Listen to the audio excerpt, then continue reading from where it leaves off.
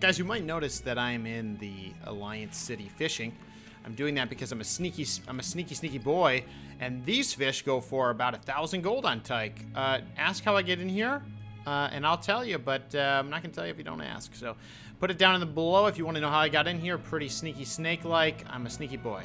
Now, guys, this video is going to be going over how to gear up after 120. What are the ways to do it? There's a lot of videos out there already talking about this, but this is how I did it. And how I got to about where I am now, which is about 335, and that was only in the first set of week. Now, you guys got to remember, this is right before the reset on Tuesday, so make sure you guys are fitting in those mythics if you can. I will get to where mythics fall in terms of the plan, but mythics are definitely approachable very soon after 120, and it's very soon after you hit around item level 120 or item level 300. Definitely doable, and I got a boot. Now we're going to go ahead and just chill up here for a bit. But guys, we're going to get into it now. We're going to go through the top items you need to be thinking about as you're hitting 120, as you're gearing up your characters, your alts, your guys, making the decisions you need to make for gearing up, crafting, rep, etc., etc. Just be aware of what's out there. And here we go. All right, guys, let's start into it.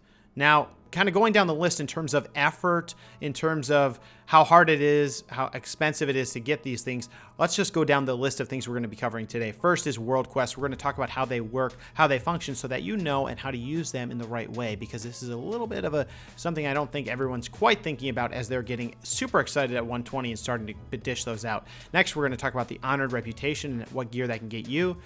On normal and heroic dungeons, which will be immediately what you're going to be probably focusing on. BGs and scrim boxes, which can give pretty high item level gear, given that they're just battlegrounds and scrims.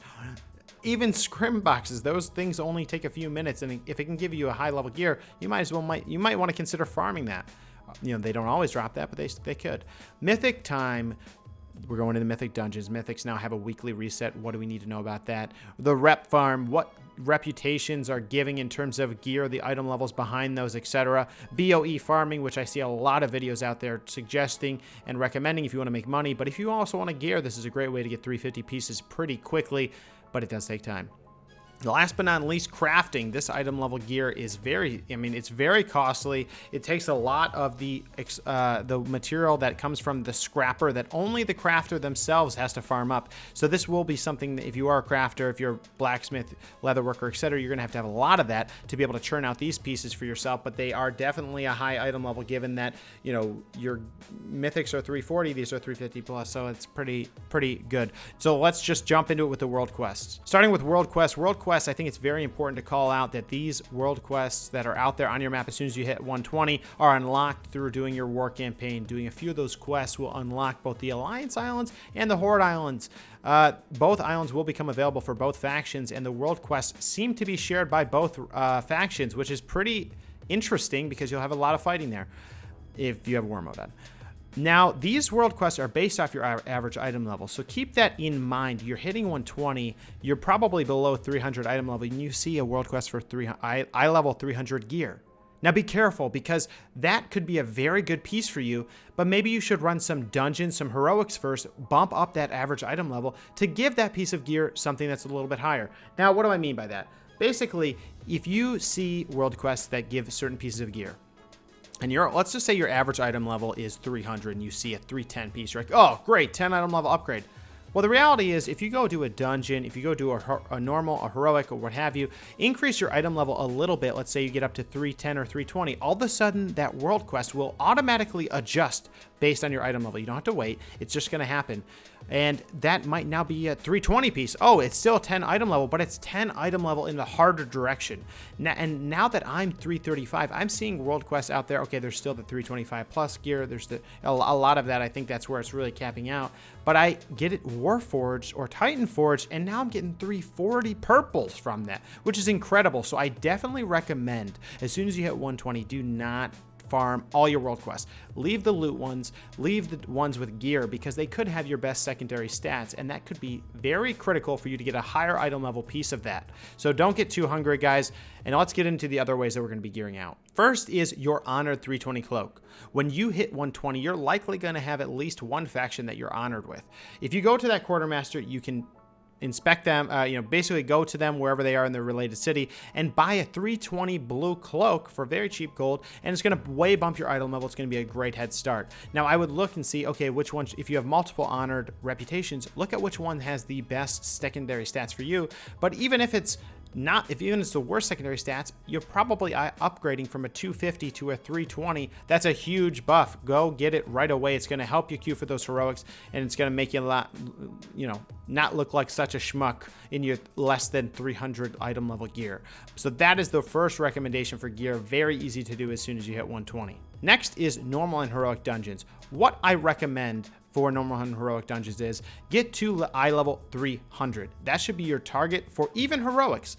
Do a few heroics when you're below 300, queue up in LFG, run to that dungeon together with your buddies. Do whatever it takes, but get to around 300. When you're at 300, you should really stop doing normals and heroics, and you should really push yourself to go into mythics. It's the most efficient way, and to be honest with you, the difference in difficulty between heroics and mythics is negligible. There's not that much, there's no difference in mechanics, and there's only a difference in HP and damage, and those are things that really concern a healer and a tank. So if you're a healer and a tank, you maybe get a little bit above 300, but really it should not be much more than that. You should be able to push through Mythic with even if it's CCing every trash pull, it's really a trash challenge more than anything else, which is where the pugging gets a little risque because, as we know, pugs can be a little bit, less flexible about mistakes.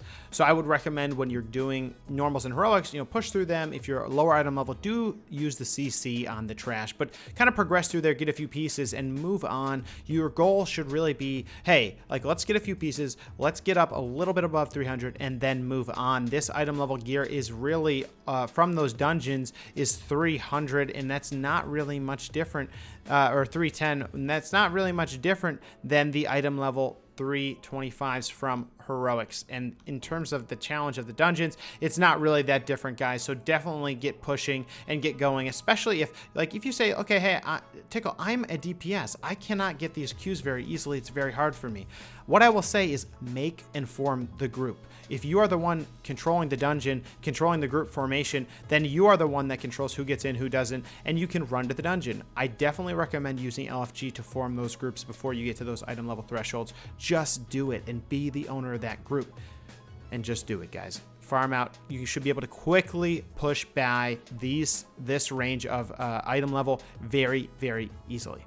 Now, something that's a little bit more of a surprise to me, even when I learned about this, is that BGs and arena skirmishes, when you win, when you play them, you get a cache. You get that chest. And in Legion and other versions of the game, it was very, you got, gold, you got marks of honor, whatever it is. And now, if you open that chest, you have a chance to get a piece of gear, the Dread set, which can basically Titan Forge up to 335. I had Moto, my boy, get this piece of gear that you're seeing on the screen right now, and my goodness, that's pretty damn good for winning a skirmish. So I would definitely recommend, if you're a PvPer and you want to start gearing up a little bit, if you want to buff your item level even so that you can start queuing for heroics, definitely go for this stuff, guys. It's a lot of fun. Get used to your specs, try out your builds, have a good time, and that's definitely one big way I have not seen other folks recommend, but it can give you the item level advantage, especially if it can give you the secondary stats that you are looking for.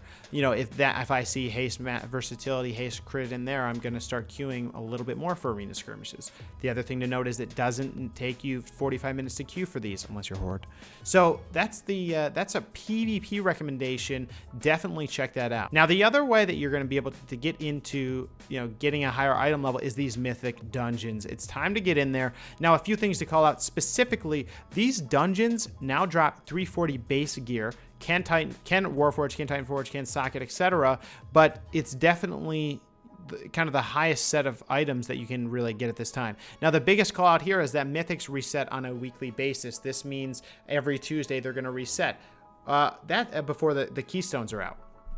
Now, this is, where I'm making this video on a Sunday. I have 2 days to finish all my lockouts, and I have, and that's kind of how I've been able to get 335 item level. But definitely start getting into those dungeons, form the groups by yourself, get into those dungeons. They're not that challenging. CCing trash, I've been doing that every single dungeon, no matter if we think we can face roll it or not.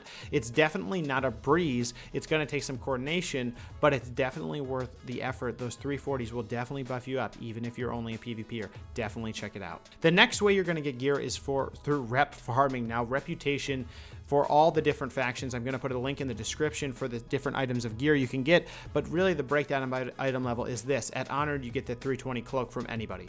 From Revered, you get 335 set of gear. Now, each different faction has a different piece of gear for each of the different armor classes, meaning the Turtles have a 335 mail piece, and it has certain secondary stats, and it has in a certain slot, and so it's very, and then Exalted is 350 in the same case, so there's one piece of mail from the Turtles that is 350 at Exalted rep. Now, if it's crap secondary stats, I definitely don't want to be farming that rep. I don't need to be prioritizing those world quests. I don't need to be going in on those contracts.